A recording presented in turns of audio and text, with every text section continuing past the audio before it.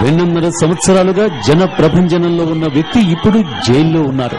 కొన్ని వేల కిలోమీటర్లు ప్రయాణించి లక్షల మంది ప్రజలకు భరోసా ఇచ్చిన నాయకుడు, ప్రజా సమస్యలపై పోరాడిన నిరంతర శ్రామికుడు ఇప్పుడు 4 గోడల మధ్య ఉన్నారు. ఇంత ప్రజాబలం ఉన్న ఒక యువ నేత, అత్యంత మెజారిటీతో గెలిచిన పార్లమెంటు సభ్యుడు, ఒక పార్టీని విజయపథంలో నడిపిస్తున్న అధ్యక్షుడు ఎందుకు జైల్లో ఉన్నారు? కాంగ్రెస్ పార్టీ జగన్ పై ఎందుకు కక్ష గట్టింది? అసలు ఈ రాష్ట్రంలో కేంద్రంలో ఉన్న కాంగ్రెస్ ప్రభుత్వాలకు జగన్ ఎందుకు శత్రువయ్యారు? ఈ ప్రశ్నలకు సమాధానాలు రాష్ట్రమే కాదు, దేశమంతా తెలుసు.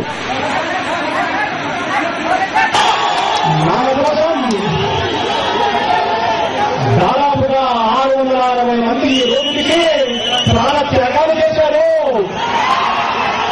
కొందరు అందులో ఆత్మహత్యలు చేసుకున్నారు. వారి అందరి కోసం కూడా నేను చెప్తున్నా, రాజశేఖర రెడ్డి గారు చనిపోలేదు, మనలో ఉన్నాడు రాజశేఖర రెడ్డి గారు, మన ఆశయాలలో ఉన్నాడు రాజశేఖర రెడ్డి గారు. చనిపోయిన ప్రతి కుటుంబాన్ని రాబోయే రోజుల్లో నేను వచ్చి కలుస్తాను, పరామర్శిస్తాను. నేను మీలో ఒకరిని అని చెప్పి గుర్తు పెట్టుకోమని చెప్పి సవినయంగా సమానంగా చనిపోయిన ప్రతి కుటుంబానికి కూడా ఈ సభా వేదిక ద్వారా చేతులు జోడించి వారి కుటుంబాలకు కూడా ప్రగాఢ సంతాపాలు తెలుపుకుంటున్నాను. ఈ మాటే పెను మార్పులకు పునాది అయింది. ఈ మాటే జగన్ పై, వైఎస్ కుటుంబంపై అనేక కుట్రలకు కారణమైంది. తన తండ్రి చనిపోయిన తర్వాత నల్ల కాలువలో జరిగిన తొలి సంస్మరణ సభలో జగన్ ప్రజలకిచ్చిన మాటే కాంగ్రెస్ కు పట్టారాని కోపం తెప్పించింది. ఈ రాష్ట్ర ప్రజలు తన తండ్రి తనకిచ్చిన పెద్ద కుటుంబమని చెప్పడం నేరమైంది. తన తండ్రి మరణాన్ని తట్టుకోలేక 100 మంది చనిపోతే తనయుడిగా వారి కుటుంబాలను కలిసి పరామర్శిస్తానని చెప్పడం తప్పయింది. మాట ఇవ్వడం కాదు, ఇచ్చిన మాట నిలబెట్టుకుని ప్రజల్లోకి వెళ్లడం కాంగ్రెస్ హైకమాండ్ ను తీవ్ర ఆగ్రహానికి గురిచేసింది. ఎప్పుడైతే జగన్ వెంట జనసంద్రం కదిలిందో, నీకు మేమున్నామంటూ రాష్ట్ర ప్రజానీకం వెంట నడిచిందో, అప్పుడే తొలి కుట్ర మొదలైంది. ఒక ప్రమాణంలా సాగుతున్న ఓదార్పు యాత్రపై ఆంక్షలు విధిస్తూ ఆదేశాలు జారీ చేసింది. తన తండ్రి కోసం ప్రాణాలు వదిలిన వారి కుటుంబాలను పరామర్శించడం తన కనీస బాధ్యత అని చెప్పినా వినలేదు. కుటుంబం మొత్తం ఢిల్లీ వెళ్లి కలిసి వివరించినా పట్టించుకోలేదు. తెలుగువారి సంస్కృతిని, సంప్రదాయాన్ని అవమానించారు. తెలుగు ఆత్మగౌరవాన్ని దెబ్బతీశారు. ఒక ఆత్మీయ యాత్రను ఆపేయమంటూ ఆర్డర్ వేశారు.